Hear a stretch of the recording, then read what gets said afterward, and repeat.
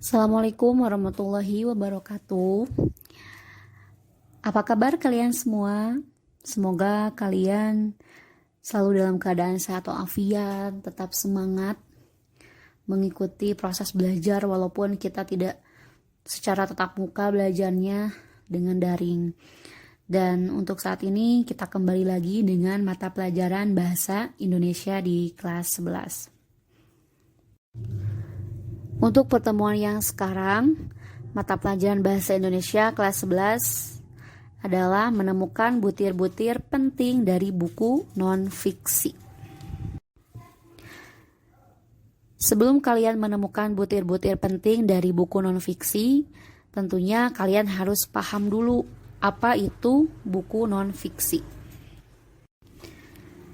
Pengertian buku non-fiksi.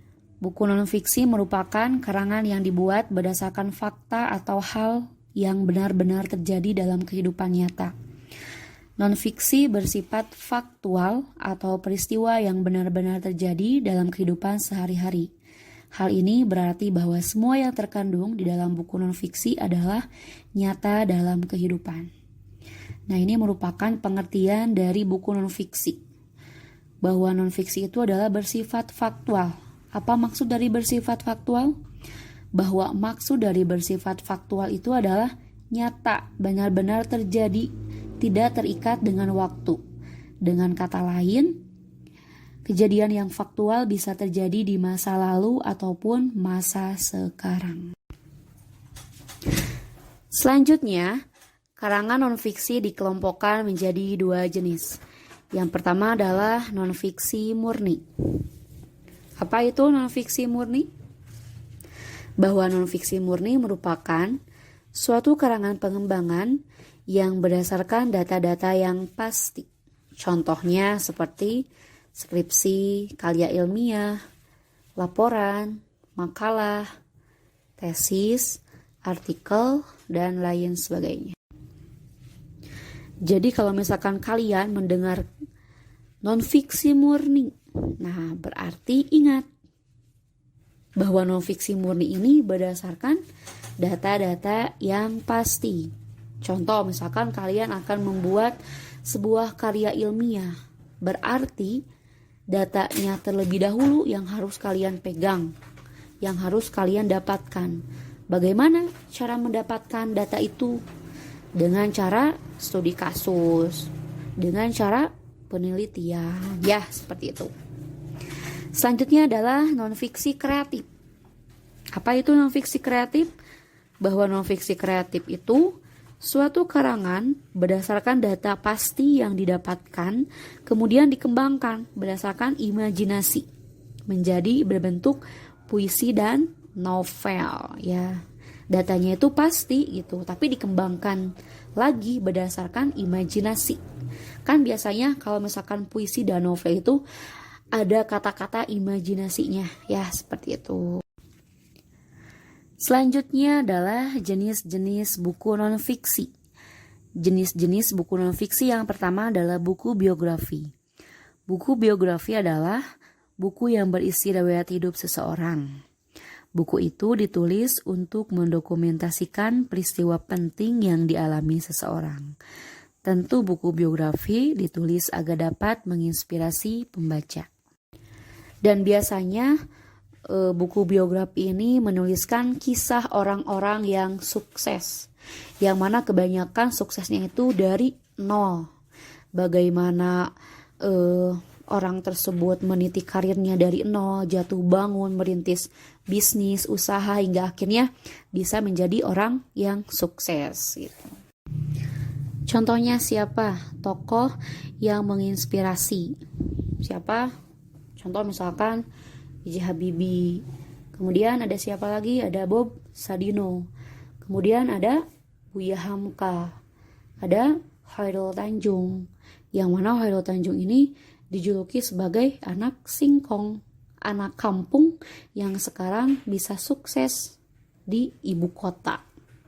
Pasti tahu dong siapa Khairul Tanjung? Ya. Yang kedua adalah buku pendamping.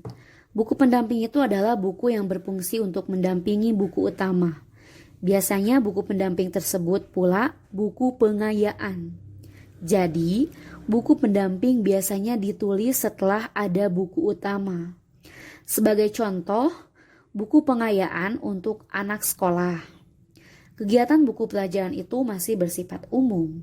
Jadi, buku pelajaran memerlukan buku pendamping untuk menjelaskan buku utama. Karena ada beberapa bagian dari buku utama yang tidak bisa dijelaskan dalam buku utama.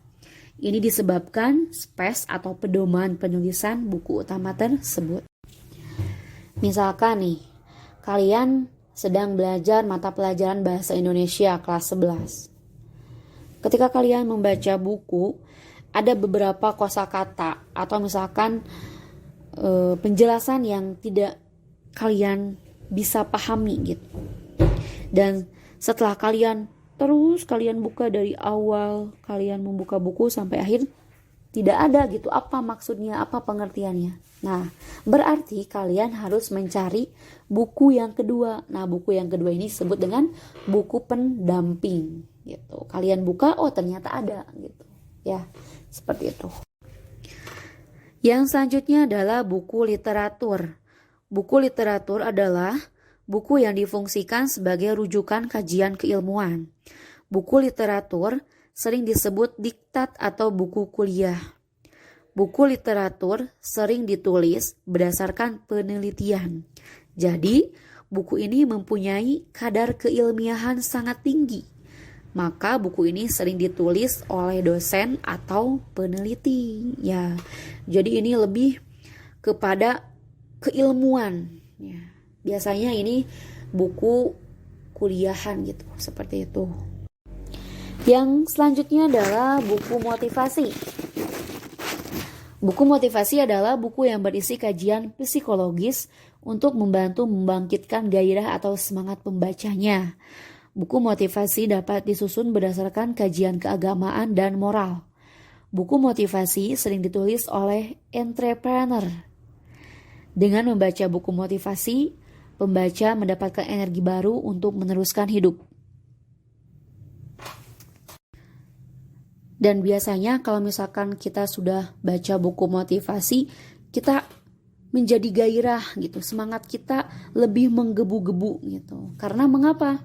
Karena biasanya motivasi tersebut ada beberapa kisah nyata yang benar-benar terjadi oleh seorang penulis tersebut. Jadi kita, oh ternyata seorang tersebut suksesnya itu seperti ini, toh ini, dan biasanya kita itu ingin mengikuti jejaknya gitu, bagaimana cara kiat-kiat menjalani hidup misalkan ini ya, sehingga misalkan bisa menjadi sukses walaupun dalam keadaan yang serba minim gitu.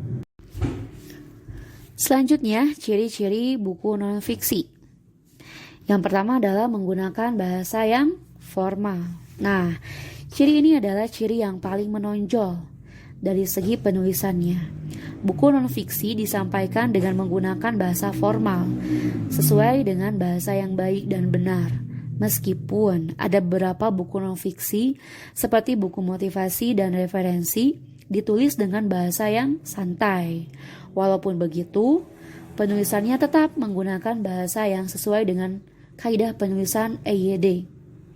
Setiap penerbit memiliki kategori yang berbeda-beda terkait dengan penulisan buku non-fiksi. Ada penerbit yang menerima buku dengan ide baru dan penggunaan bahasa baku. Ada juga penerbit yang menerima buku dengan penggunaan bahasa yang sesuai dengan karakter penulis, asalkan dari segi penyampaiannya menggunakan ejaan yang baik dan benar. Kemudian, sifat kata yang digunakan denotatif. Kata denotatif maksudnya adalah kata yang mengandung makna sebenarnya. Informasi yang disampaikan oleh penulis disajikan secara lengkap, to the point, dan tegas, jadi langsung gitu, tegas. Kemudian tujuan penggunaan kata denotatif ini yaitu karena penulis ingin memberikan informasi kepada pembaca dengan cara tidak berbelit-belit. Selain itu, penulis juga ingin memberikan inspirasi dan motivasi kepada pembaca. Kemudian, ciri buku non-fiksi selanjutnya adalah berdasarkan fakta.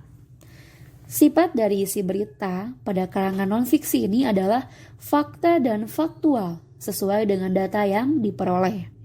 Karena ini buku yang disampaikan bersifat faktual, pembaca bisa langsung memperoleh manfaat dari informasi yang disampaikan. Jadi tidak boleh mengada-ngada, harus berdasarkan fakta. Gitu. Benar-benar terjadi, bisa dibuktikan dengan data. Gitu. Kemudian ciri buku non-fiksi selanjutnya adalah tulisannya berbentuk tulisan ilmiah populer.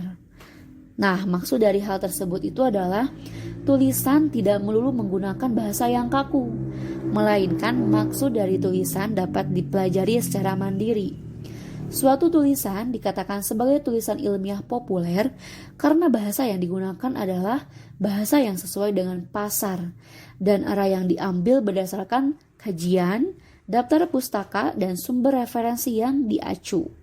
Nah, dalam hal menggunakan sumber referensi, tidak serta-merta langsung ditulis ulang begitu saja, melainkan dipahami dan ditulis kembali sesuai dengan pemahaman sendiri.